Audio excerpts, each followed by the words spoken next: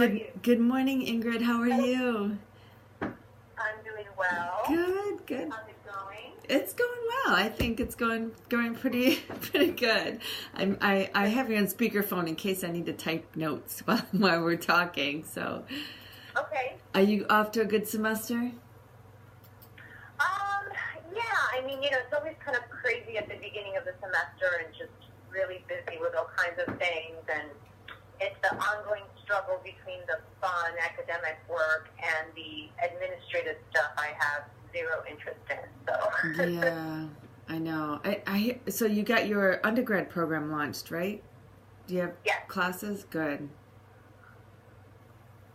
Yeah, we have that going, and it's still, this is the second semester for the undergrad, so we don't have really big numbers, but we've been just marketing quite a bit. I think what I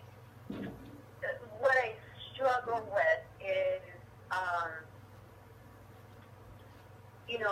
just in confidence. It's we're all in sales now. This is no longer a academic faculty position that, I can't remember the last time, any leader asked me, hey, what are you researching these days? What interesting things are you doing? I haven't heard that in years. All I hear is, are you bringing in money? Mm-hmm. That's all So it is, yeah. So it's just kind of evolved into not the work environment that I thought I was going to be working in when I said, hey, I want to be a professor, Yes, it's so different. Have you seen that movie, Starving the Beast? Have you seen that? Do you have Netflix? Yeah, I do have Netflix, but no, I haven't seen it. Oh gosh, it is just as you described, as people came into the world of academia with a different purpose, a different mission, and it is now a business revenue model, and it is no longer about students and preparing them for a profession, but it's all about, okay, you as a professor better bring in money and you better bring in students. While you're trying to publish and get tenure and do all that kind of stuff. So yeah, it's very different. I agree, and I think, and I'm saying to you in confidence, we don't have marketing people. We don't have people in the positions of marketing that know what they're doing. So for example, we don't, the people that are controlling the social media and the website do not know the latest innovative methods to this, because this is also new. You've got to be working in that environment right now to understand. Definitely. And we don't have that. And I think when you have, for example, a website that people can't navigate, when you know that students are in their reading our information from mobile devices, it doesn't make sense to me. It's just a lot of unnecessary work. Do marketing. Oh, absolutely. I went back and forth with the marketing person. Well, I guess it's been maybe a couple years now, or under that, going back and forth about print, kind of print info. Who am I taking that to? We have online master's program, right? Yeah. I mean, am I going to travel to New Mexico to give somebody my print brochure? Yeah, it's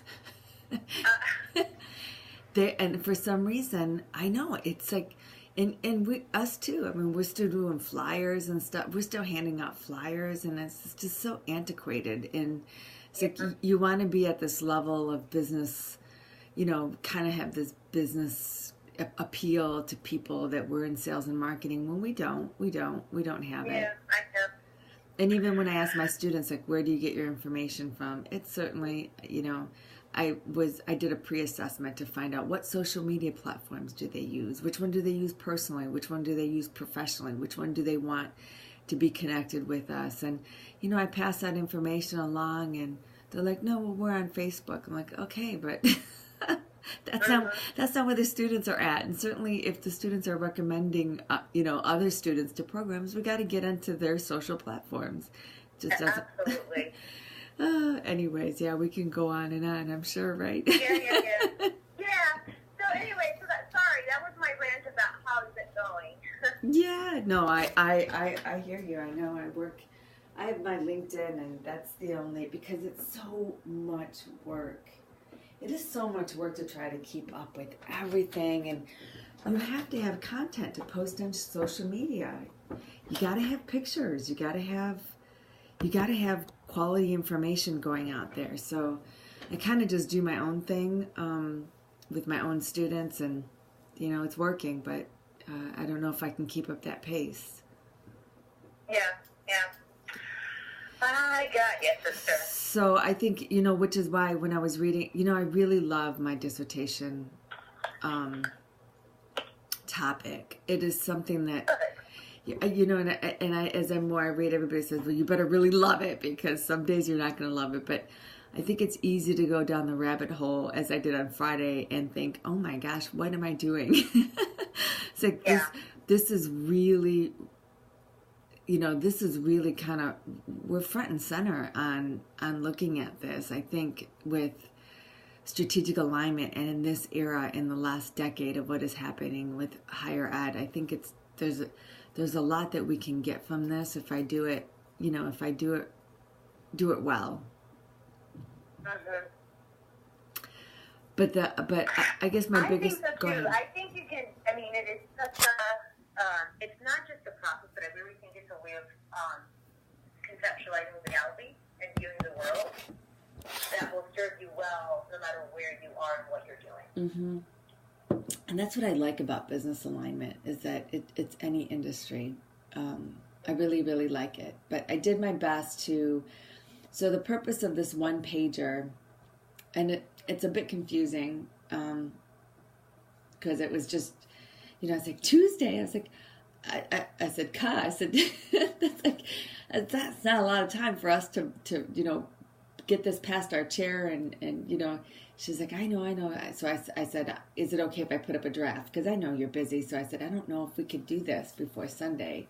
It's due today, but I think the first thing is we need to answer is why we're doing this. I tried to do that with the problem statement on, look, I'm reading these great articles, and it's really, it's really based on commercial, where higher education is very distinctive. I read a great article about how, we do everything, and I cited it, it's in there.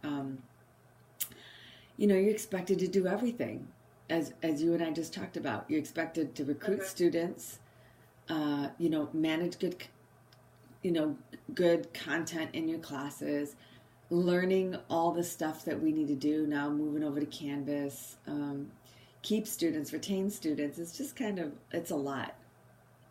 Mm-hmm. Yeah. So my problem statement is really just talking about how higher education is really distinctive and broad in its responsibilities, as opposed to just a commercial industry. Does that make sense? Yeah, I am just trying to pull your paper. Okay. Okay. Yeah.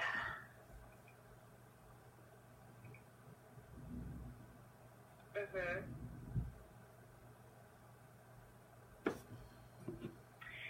So,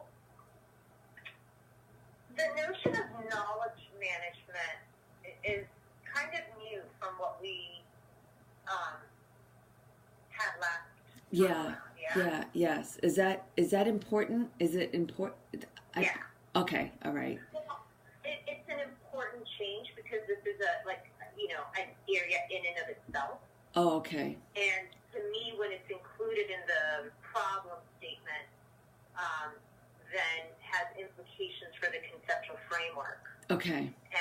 And the rest of your paper then has to be aligned, or the reader will wonder, and frankly the committee will wonder, well, it looked from your problem statement that knowledge management was a part of it, but then you're not addressing it. Okay. In the purpose. And let me just give you additional content issue of knowledge management. Okay.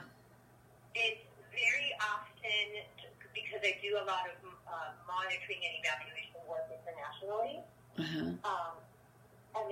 M&E work almost goes hand in hand with knowledge management. So you're on the right path in that these are related concepts. Measuring performance, aligning performance, also has implications for managing the knowledge that those performance measurement systems generate. Mm-hmm. However,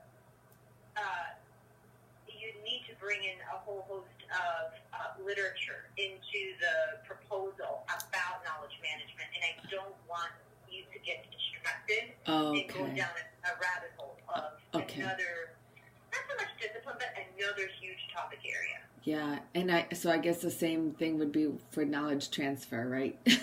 Yeah. And I was thinking about now, Go ahead. So now, what you can do is bring in some of those ideas without necessarily making it prominent. So I think, I get you. This idea of strategic alignment, strategic measurement, making good decisions, not just generating data, right, but also using the data. So I think we focus more on using performance data to make strategic decisions, using performance data to drive operations, to select strategies, to track implementation of strategies, meaning tracking the success of the specific initiatives that go under each strategy. Okay, I think you think about that without saying knowledge management. Okay, gotcha. Because that's such a big. Okay, all right. I was trying to think about the research design, and I was thinking about, is this going to be a case study? Is this going to be, is it going to be more intervention? I didn't know what I was. I'm trying. That's what I'm struggling with. Like, what is it going to be? Quant? Is it going to be qual? And so I started thinking about variables. It's probably going to be mixed methods. Most studies are mixed methods. Okay. In our field.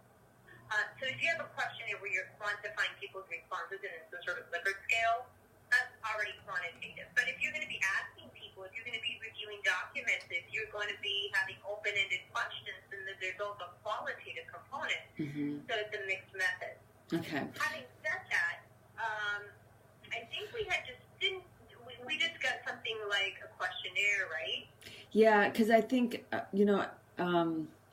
just based on feedback from different faculty talking about doing a mixed methods for a dissertation is really kind of doing a lot, and it's best to go one or the other. What are your thoughts about that? To go one or the other? Sorry. Yeah, to either go quantitative or qualitative, but to do mixed methods in a dissertation is really, you have to justify both methods, and it's really like doing doing longer, not that I want to do something quick and easy, but I want the most direct route. Yeah, I don't think that's quite accurate. Oh, okay. Yeah, that's not exactly accurate, because it all boils down to your research question. Okay. Right? You can tweak your research question. Like, one research question could be asked in 10 different ways, which then have implications for 10 different research designs. Oh, okay. So, for example, if you're saying, what are the differences between blank and blank, very often that means quantitative. And if you have quantitative data, and it's two groups, you're going to do a t-test. If it's multiple groups, you're going to do an ANOVA. Okay. But if you say, instead of, are there differences, you say, how do these two groups differ, then that might have implications for qualitative study, where you're not differences in means, you're wanting to understand in depth, how are they different? Mm-hmm.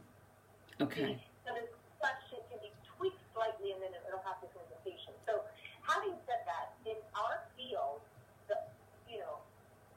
very, very many, I would say more than half, are mixed methods. So there is no huge justification that's required. Our field is more in the social sciences. So if the faculty that you mean are more of the faculty in kinesiology, that may be right because they're studying a